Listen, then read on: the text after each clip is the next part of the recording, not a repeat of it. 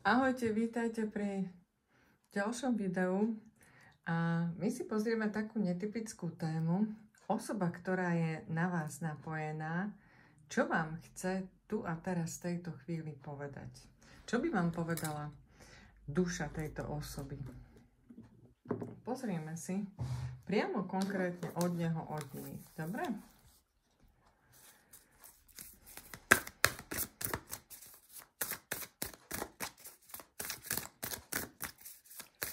Pozrieme si, čo sa v tej osobe skrýva, čo je to, čo nie je vypovedané, čo je to, čo ste od tejto osoby nepočuli.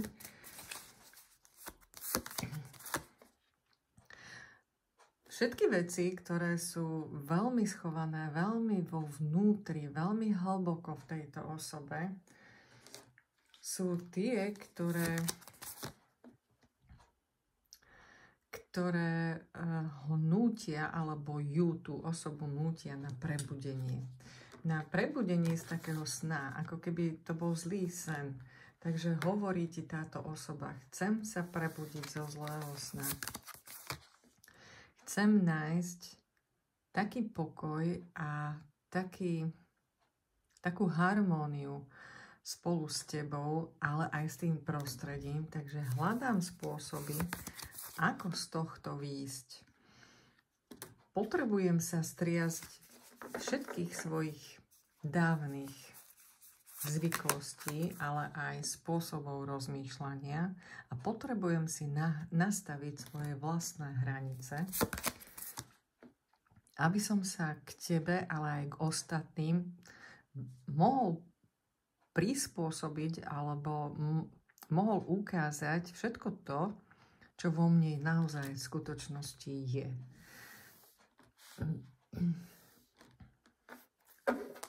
Nebudem to ja komentovať, budem naozaj len hovoriť, čo by ti tá osoba povedala, alebo duša tejto osoby, ktorá je na teba napojená nejakým spôsobom. To, že kto to je, to už musí si každý tak nejakým spôsobom uznať sám. Veľmi rýchlo sa chcem spojiť s tým, čo mi pomôže v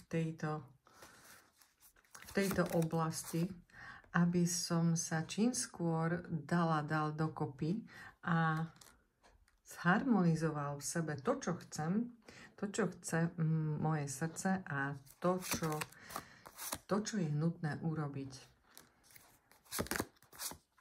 Potrebujem si prejsť cez svoje vlastné hranice a objaviť úplne novú cestu, možno netradičnú cestu, alebo čo ma príjme k tomu, aby som ti to mohol povedať vlastnými slovami.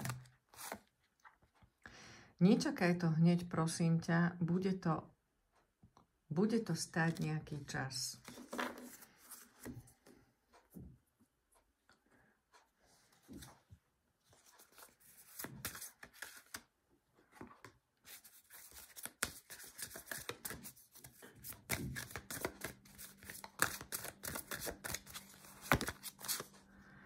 Potrebujem sa nacítiť na všetko, čo je pre mňa správne. Potrebujem si dokončiť svoje dlhy voči ostatným, ktorí sú okolo mňa. Potrebujem načerpať nový vzduch a novú energiu, aby sa mi mohlo splniť prianie a vytvoriť nový domov. Potrebujem si zrovnať svoje veci s deťmi, alebo keď sa nejedná o deti, tak je to moje mladšie ja, ktoré chce vidieť výsledky. Nastaviť si hranice, to je tu už druhýkrát. V tejto novej situácii sa potrebujem maximálne vycvičiť na takú úroveň, aby som ti konečne mohol dať iba to najkrajšie, ale aj pre deti, ktoré sú zainteresované v tomto vzťahu, aby už nebol problém s tým, keď niečo chceš, aby som ti to mohol ako dať bez akýchkoľvek problémov. Dal by som ti všetko a hlavne nový začiatok.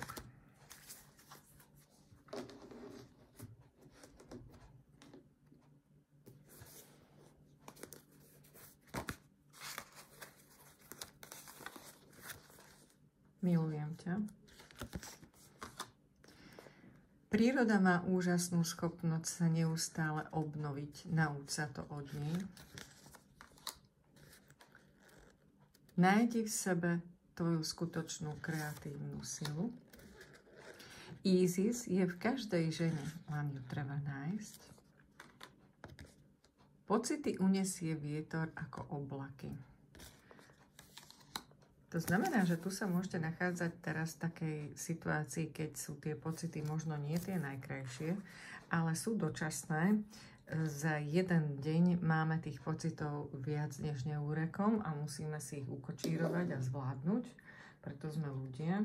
Vieme sa správať a vieme to prehodnotiť, čo je dôležité a čo nie. A čo má len dočasnú nadvládu nad našim telom a myslou. Ideme pokračovať ďalej. Čo by ti ešte táto osoba povedala? Viem, že potrebujem robiť kroky, pretože už dávno a dlho čakáš na to, aby sa spravilo znovu zrodenie a úplne nový začiatok medzi nami. Hlavne potrebujem vyjadriť svoje city a chcel by som ich vyjadriť úplne novým spôsobom, taký, akým som to nikdy predtým nerobil. Je tu veľmi veľa lásky a to potrebuješ vedieť. Ja viem, že potrebuješ okrem slov aj činy. A teraz som už pripravený na nový vzťah spravodlivosti.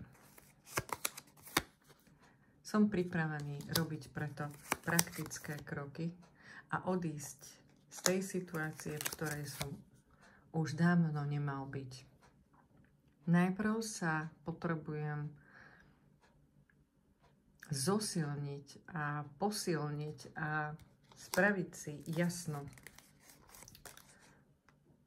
emočnej oblasti. Ty si tá, ktorá ma stále chápe a je vždy pri mne, keď ťa potrebujem. Viem, že čakáš na nový začiatok, ktorý máš pocit, že neprichádza, ale ja ti dokážem, že to tak nie je. Veci sa dajú do poriadku, chytia správny balans a ja budem vedieť byť veľmi zodpovedná a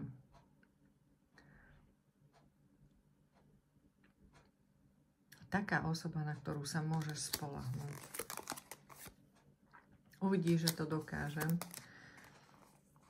a vytrhnem sa z tohto nezdravého vzťahu alebo z toho, čo ti vlastne to srdce ubíja a ničí a nastolíme spravodlivosť a krásny vzťah, ktorý má u každého účastneného rovnakú má u každého z tej každej strany má rovnakú hodnotu. Je to úplne nový začiatok. Priprav sa na nový začiatok. Čo by ti ešte tá osoba povedala? Zatiaľ mi to príde pre takých ľudí, ktorí sa buď rozišli, alebo ktorí nie sú vo veľmi úzkom kontakte a nie veľmi vedia, že čo z tohto teraz bude. Pokračujeme ďalej. Dávam ti kľúč. Chcem ti dať kľúč k môjmu srdcu a kľúč k tým okolnostiam, ktoré si nevidela jasne. Moje city sú pravdivé, aj keď sa ti zdá, že čo sa týka praktickosti, tak mi môžeš vytýkať, že sme síce spojení, ale niekedy len v snoch a vo víziách a v tom, že myslíme na seba navzájom, ale tejto situácii dám teraz raz a navždy koniec. Začnem budovať vzťahy, ukončím budovanie vzťahov takých, ktoré už neslúšia ani mne, ani nikomu inému. A možno sa to bude zdať, že to bude trošku také ľahkovážne, ale začnem sledovať svoje pocity. Aj keď to trošku chvíľu ešte bude musieť trvať, ale vybudujem pre nás nový domov. No to je krásny odkaz. Ideme ďalej. Čo by ti ešte táto osoba povedala?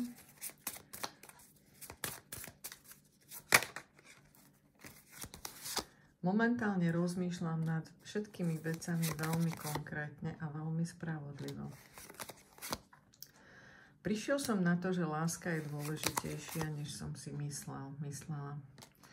Určite ti to dám vedieť, aby si nebola v tejto situácii, necítila sa až natoľko sama.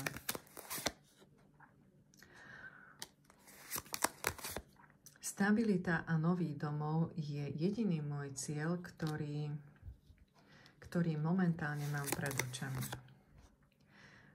Keď nadíde chvíľa, prídem ti to povedať. Nemôžeš za tým cítiť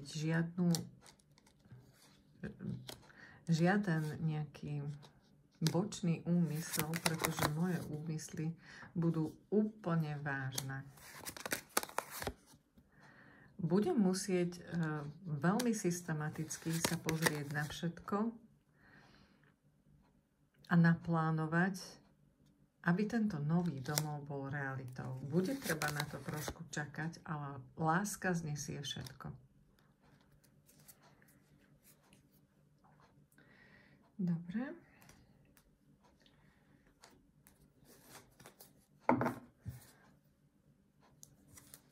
Ešte z posledných. Nedám na reči ostatných. Nedávaj, prosím ťa, ani ty.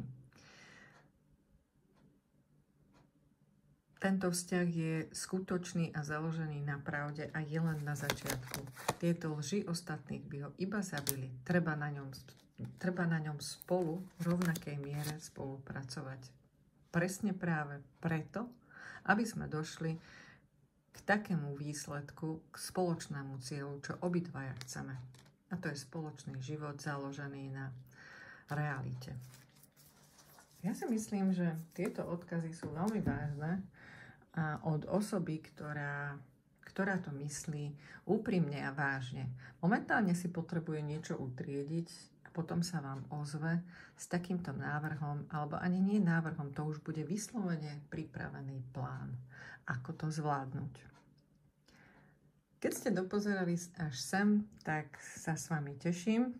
Dúfam, že to niekomu niečo dalo a že si to nájde svojich poslucháčov, tento odkaz. Niekto to potreboval asi počuť. Takže to bol odkaz od vašej osoby. Ahojte.